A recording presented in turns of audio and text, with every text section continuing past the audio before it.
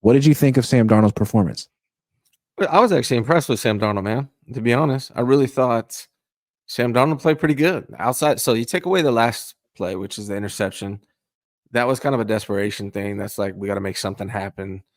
So I don't really put that one against him, but he moved the ball really well. He was able to score a passing touchdown, which Brock wasn't able to do in that game. So Mhm. he came in. He does throw the ball really well. He had a lot of like juice on those throws, right? Line drives to the outs. So it looked good. He can throw the ball. Obviously he's known for those mental mistakes, and he had a nice scramble. So he's not as agile in the pocket as Brock Purdy, but overall, I was actually a little bit impressed with Sam Darnold. Now, it didn't look like Steve Young, and it's a small sample size, so who knows? He could be, way worse than we saw last night or better than we saw last night. But overall, I thought the offense looked good. Ayuk finally got involved when Darnold got in the game. He didn't look that bad to me. I think what you're saying, and I'm not trying to tell you what you're saying, but what I'm hearing and what I agree with is that he wasn't worse than Purdy. He was not worse than Purdy. No. No, not at In all. fact, he was better than Purdy yesterday. Yes, correct. And I don't know why, but he was.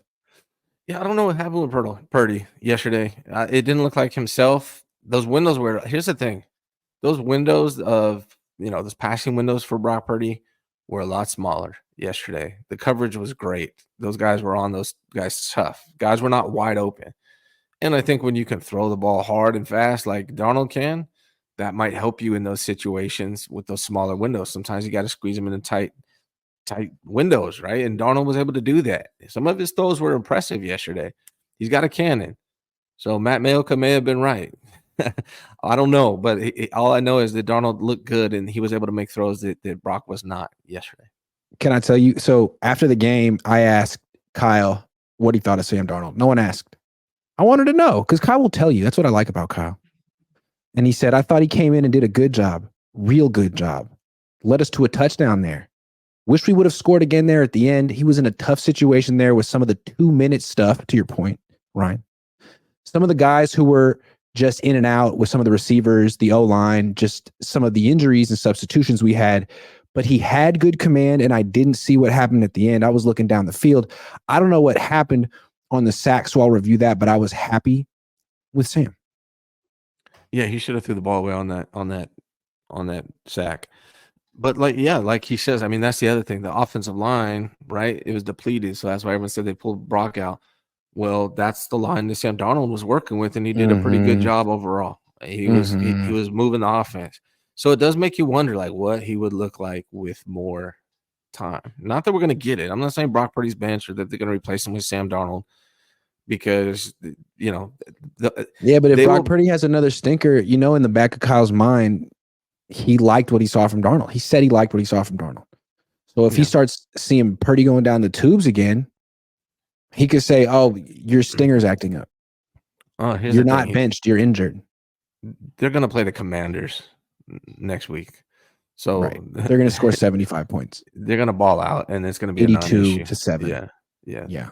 The only way we see Sam Darnold is if, knock on wood, I think if something was happening to Brock Purdy if he was to get injured, then we would see Sam Darnold. But I don't think he's benching Brock Purdy at all based on one game. He's going to give him another opportunity, and Brock Purdy should ball out of it against the Commanders. They're not good. It's too bad. Kyle missed his opportunity. I tried to tell him as quality control extraordinaire, but I said, bench Purdy for the Bengals game. Say he has a concussion because he was in the concussion protocol. They ended up losing that game anyway, and Purdy was terrible. Play Darnold in that game. They could have seen what they had from him over a full 60 minutes, and they missed that opportunity. Yeah, I think you were right. I think that was an opportunity, and it's always good to be cautious when it comes to concussions, anyway. Yeah. So they could have been a short week. Cautious. It was a short week. Could have been cautious with Brock Purdy, and let Sam Darnold play, and then they could have seen what they had in him at least for that one game. If he sucked, he sucked. You go back to Brock. No harm, no foul. So I think you're right. That was an opportunity that was missed. I want to get full conspiracy theories here. I'm in the mood today. I'm in the freaking mood. Okay. Yeah. All right. So he leads a touchdown drive. Okay. Then he leads another one. They're at the 1 yard line, right? 3rd and goal from the 1. What does Kyle call? What? A pass. A pass. Why? Why? It was stupid. Because he wants that on Darnold's stat line. He could just hand it off to Christian McCaffrey. But if Darnold throws a second touchdown pass and cuts it to a one-score game after Purdy threw no touchdown passes and 4 picks, Kyle doesn't have to say a damn thing. It's a quarterback controversy. I will say that. It was this close, Let's Ryan. talk about this. It was this close, and Kyle set it up. He could have ran in. They could have done a quarterback sneak, but no. Throw it, Sam. Make this interesting, and he blew it because he's Sam Darnold. I'm sorry. He took a sack. Maybe it's not his fault. Let me back up your conspiracy. Not that I necessarily believe it to be true or not. I don't know that I believe it to be true. I just want to say that. They snatched Sam Darnold up on the first day of free agency. That's evidence one. They like him. They like him, not just like him. Correct. And they compare him. They say, why can't he be the next Steve Young? Right? Yeah, they why say not? that about him. Matt Mayoko comes out love Matt. I love Matt to death. Me too. But he comes out and says he's the greatest thrower of the football in 49ers history. Where did Matt? And Kyle agrees with it. Right. Where did Matt get this information from? Why Kyle even said, I heard it. It seems reasonable to me. Yes. Right. And then I see is it then they get rid of the guy they spent 3 first-round draft picks in favor of Sam Darnold. Now, a lot of people think that's because they wanted to get rid of the drama. Gave up 3 first-round draft picks for Sam Darnold, essentially. Yes. Yeah. Yes. Exactly. So he took that guy's spot. Hey, I don't know if I believe in the conspiracy or not fully. We'll see how things play out. Dude, that pass call on 3rd and goal from the 1 tells me all I need to know. Because again, if he has that 2 touchdowns down by 1, he leads his comeback running no huddle. Everyone would have put the pieces together and been like, actually, what would his quarterback rating have been if he had thrown a second touchdown pass there? 130? Would have been crazy. Someone could do the math, but Kyle almost set that up. It's just, Darnold gonna Darnold. I'm sorry. I don't think he was that great. I think quarterbacks look good in this. I think if you put Nick Mullins on this team, he'd be lighting it up. You put CJ Beathard on this team, he'd look pretty good until he started throwing picks like everyone else. The thing about Darnold, though, his passes just look crisp, which is different. Is different.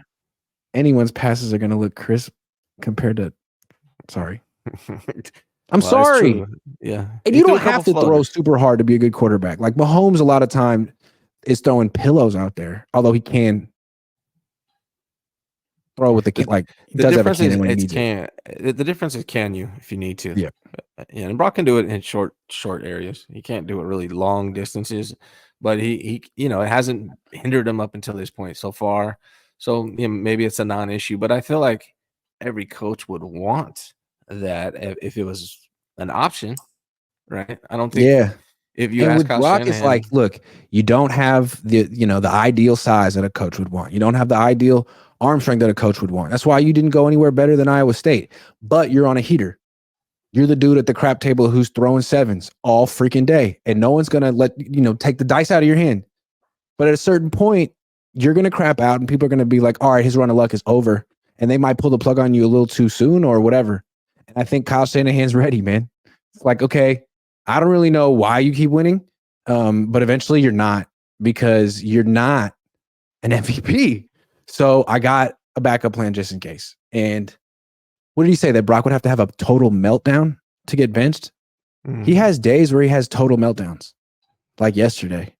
So Sam, I don't think Brock's gonna get benched. I think he's gonna have to be injured. He's done too much.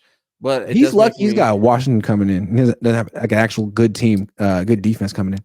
He's going to ball out. But then against the Rams, they're going to have to hang with those guys offensively. Now, Niners could slow them down, but that's a good offense over there in LA right now. So we'll see on the final game of the year.